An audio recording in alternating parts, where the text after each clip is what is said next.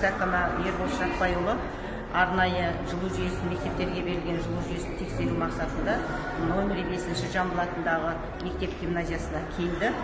Енді мектеп 3 ғимараттан тұрады. Соның бірінші ғимараты биылғы оқу жылында жылу жүйесі күрделі жөндеуден өткізілген болатын.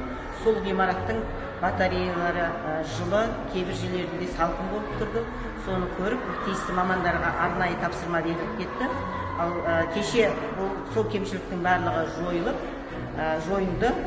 Арнайы мамандар келіп, қазір енді бүкіл батареялардың барлығы ыстық, жылу жүйесі толығымен беріліп тұр. Әрбір кабинетте температура 24-25 градус көрсетіп тұр.